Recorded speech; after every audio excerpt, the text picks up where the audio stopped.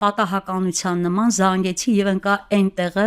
առաքելության Հայաստանի գրասենյակ փաստորեն զանգեցի ու ասում եմ դուք կարիք ունեք որ ես գամ մեկ օր կենթանի համերգ տամ անհավատալի պատմություն այո եւ զանգեցի առաջինը իմ Նռնենի կենտրոնն է որի հետ հիմա արդեն մենք գոլեգաներ ենք առաջին իմ այց այնտեղ ա եղել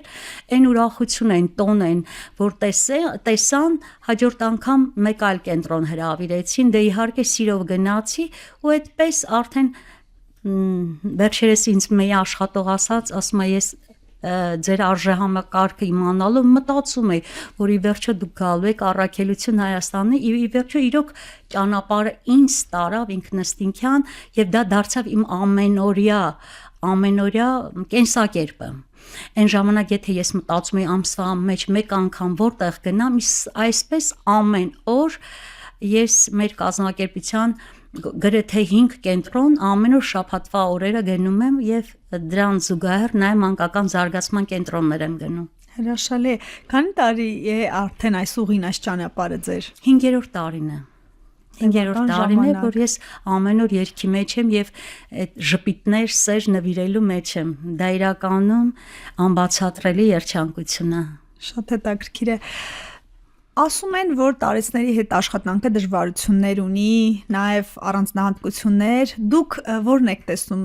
ձեզ ամեն ինչ հեշտ է տրվում, թե ինչ որ դժվարություն այնուամենայնիվ կան, կամ առանձնահատկություններ, ասում են, որ նույնիսկ մարդը սպառվում է, դուք ամեն օր աշխատում եք, բաժանում եք, ձեզ ինչ եմ դիկին գար։ Հետաքրքիր է, որ իրոք շատ են ասում, որ չեմ սպառվում, մինչև հարցի պատասխանելն ասեմ, հիշեցի այդ հարցի վերաբերյալ մենք նախանցյալ տարի կոնկրետ չեմ հիշում մենք մեկ ամսվա կտրվածքով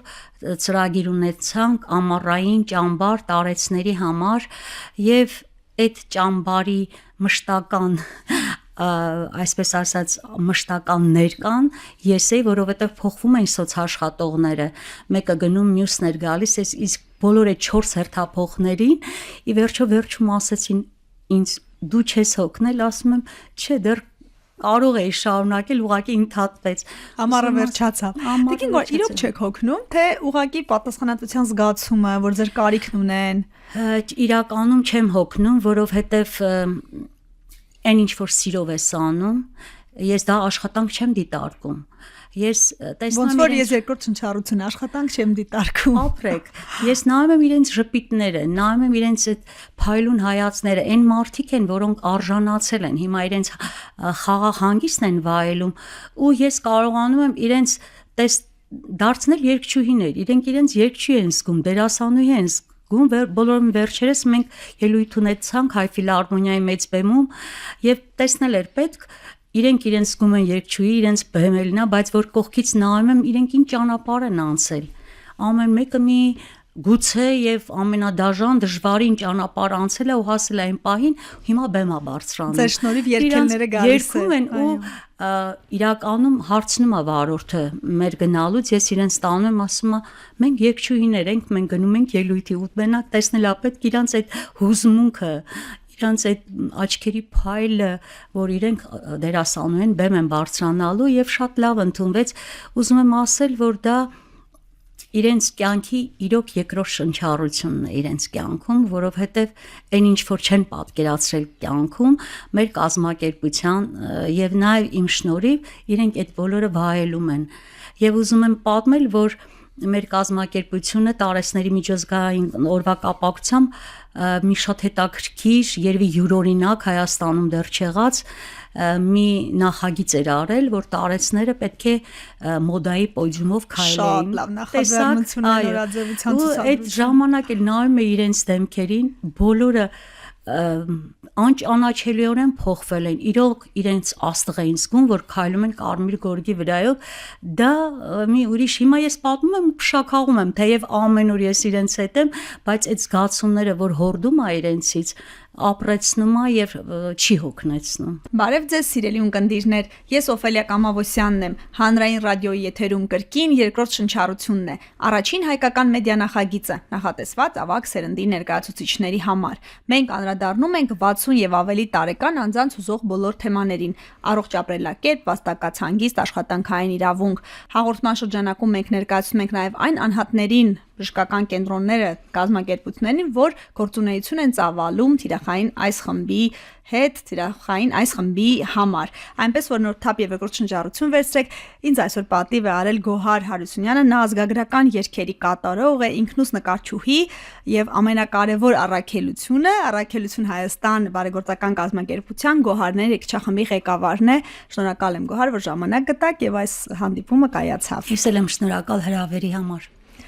Ձեզ բոլորը ճանաչում են 65+ մարդիկ արդեն Երևանում, նաև մարզերում, նրանով, որ դուք կյանք եք տալիս երաժշտության միջոցով շնորհիվ ավագ սերնդի մեր հայրենակիցներին, մեր ավագներին, որ պահից սկսեց, ինչպես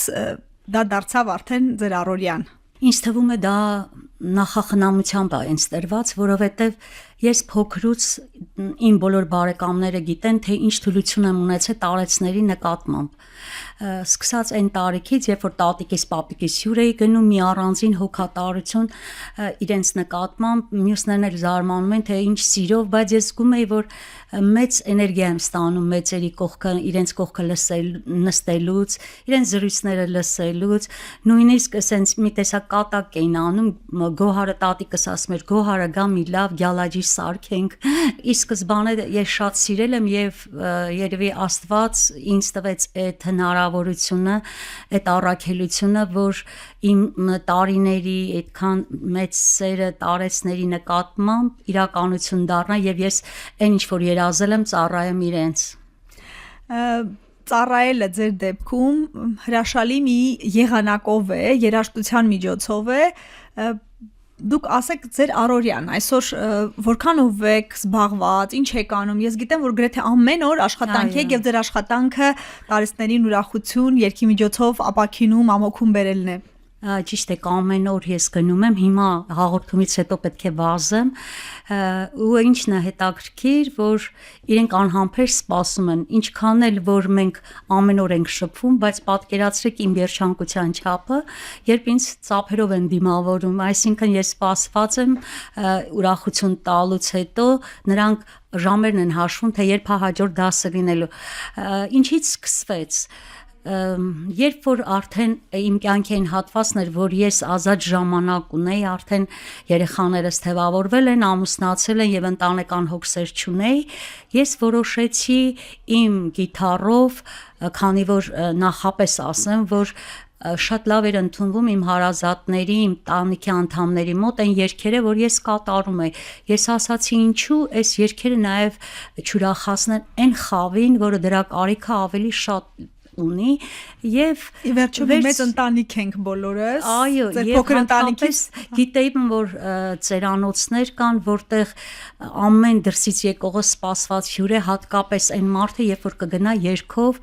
եւ կկարողանա իրենց սրտերը ուրախացնել, հմտություն կբերի ուրախություն, երաժշտություն։ Եվ ընդհանրեն ինտերնետի միջոցով ես վերցնում եի հեռախոսահամարները եւ հերթով զանգում եի։ Այդպես կարողացա լինել մի քանի ծերանոցներում, ոնց որ հերթականություն էի դրել, մեկ անգամ ծերանոց էի գնում, մեկ անգամ մանկատուն, որտեղ արդեն աշխատում էի մանկական կենտրոնում եւ ունեի մանկական երգերի հստակ ծրագիր։ Եվ այդ երգերով եւ գնում էի մանկատուն եւ տարեցների սիրած երգերը, ես դրանով հոգու մի այնպիսի բավարարություն էի ստանում, որ չես համեմատի ոչ մի երջանկության զգացման հետ եւ այնպես ստացվեց եւ ի վերս դա էր որ երևի Աստված տեսավ իմ այդ սերը եւ հենց այնպես դասավորեց իմ ճակատագրական ճանապարհը